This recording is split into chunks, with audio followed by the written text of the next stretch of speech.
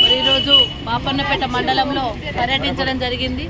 మరి ఎన్నికల్లో భాగంగా ప్రతి ఇంటికి ప్రతి గడపకు కూడా వెంకట్రామరెడ్డి గారు చేసే సేవా కార్యక్రమాలు కావచ్చు, గౌరవ కేసీఆర్ గారు మరి అనేక పథకాలు సంక్షేమ అభివృద్ధి కార్యక్రమాల గురించి ప్రజలకు చెప్పడం జరుగుతూ ఉంది. ఎక్కడికి వెళ్ళినా చాలా స్పందన బాగుంది. వెంకట్రామరెడ్డి గారి గెలుపు ఖాయం. మెజార్టీ గురించే మేము ప్రయత్నం చేస్తూ ఉన్నాం.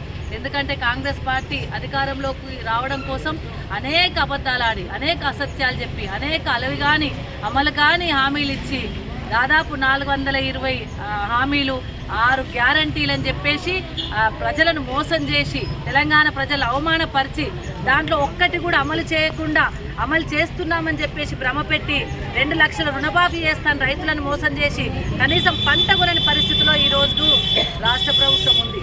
కేంద్ర ప్రభుత్వం ఓవైపు రైతులను మోసం చేస్తుంది, ఓవైపు రాష్ట్ర ప్రభుత్వం కూడా రైతులను మోసం చేస్తూ ఉంది.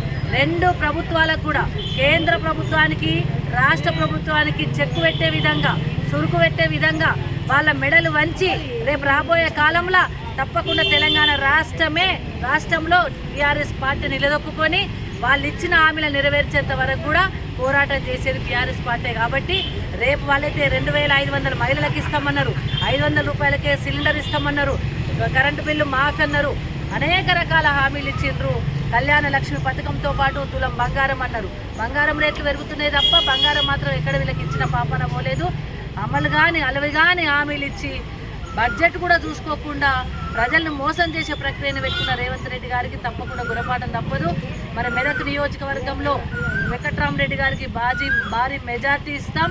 తప్పకుండా మొన్న జరిగిన ఎన్నికల్లో కొంచెం ఇబ్బంది రావచ్చు, కానీ 3 నెలల్లోనే కాంగ్రెస్ పార్టీ యొక్క మోసం అర్థమైంది, కాంగ్రెస్ పార్టీ చేసిన మోసం అర్థమైంది, కాంగ్రెస్ పార్టీ చెప్పిన అబద్ధాలు అర్థమైనాయి. కాంగ్రెస్ పార్టీ అధికారంలోకి రావడానికి ఇచ్చిన అబద్ధాలు అసత్యాల పథకాలన్నీ కూడా ఫెయిల్ అయినాయి. కాబట్టి తప్పకుండా బీఆర్ఎస్ విజయం ఖాయం. వెంకట్రామరెడ్డి గారు గెలుస్తా ఉన్నారు. జై తెలంగాణ, జై